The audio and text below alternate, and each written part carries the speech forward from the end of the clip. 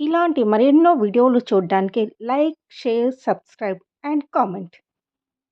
ఈరోజు ఈ వీడియోలో ఇంట్లో పూజించే వినాయకుడి విగ్రహం ఎలా ఉండాలి, ఏ రంగులో ఉండాలి, తొండం ఎటువైపు తిరిగి ఉండాలి అన్న విషయాల గురించి తెలుసుకుందాము. హిందూ మతంలో వినాయకుడికి విశిష్ట స్థానం ఉంది. ఆది పూజ్యుడు, విఘ్నాల అధిపతి వినాయకుడిని ఏ శుభకార్యం, ఏ పూజలోనైనా తొలి పూజ చేస్తారు. వినాయకుడిని జ్ఞానం, ఆనందం, శ్రేయస్సు, అదృష్టాన్ని ఇచ్చే దేవుడు అంటారు. గణేశుణ్ణి గజాననుడు, గణపతి, ఏకదంతుడు, వక్రతుండుడు, సిద్ధి వినాయకుడు మొదలైన అనేక పేర్లతో కూడా పిలుస్తారు. వినాయక చవితి పండుగ గణేశుడికి అంకితం చేయబడినది. హిందూ మతంలో ఇది ముఖ్యమైన పండుగ. ఈ పండుగను దేశవ్యాప్తంగా జరుపుకుంటారు. హిందూ పంచాంగం ప్రకారము గణేష్ చతుర్థి భాద్రపద మాసంలో శుక్లపక్ష చతుర్థి రోజున ప్రారంభమై చతుర్దశి రోజున ముగుస్తుంది.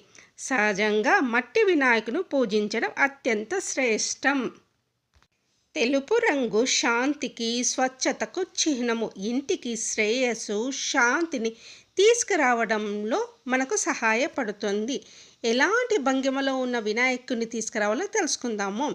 వాస్తుశాస్త్రం ప్రకారము కూర్చున్న భంగిమలో లేదా లలితాసనంలో ఉన్న విగ్రహాన్ని కొనుగోలు చేయడం మంచిది. ఈ భంగిమ విశ్రాంతి, శాంతిని అందిస్తుంది. ఇంటిని మరింత ప్రశాంతంగా మార్చడంలో సహాయపడుతుంది.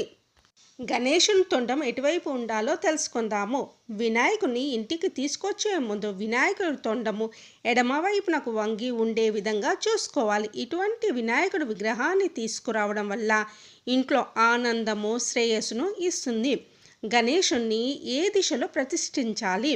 వాస్తు ప్రకారము గణేష్ విగ్రహాన్ని ఇంటికి పడమర, ఉత్తరం, ఈశాన్య మూలల్లో ఉంచాలి. హిందూ మతంలోని అత్యంత ముఖ్యమైన దేవతలలో ఒకరైన శివుడు ఇంటి ఉత్తర దిశలో నివసిస్తాడు కనుక గణేష్ విగ్రహాన్ని కూడా అదే దిశలో ఉంచాలి.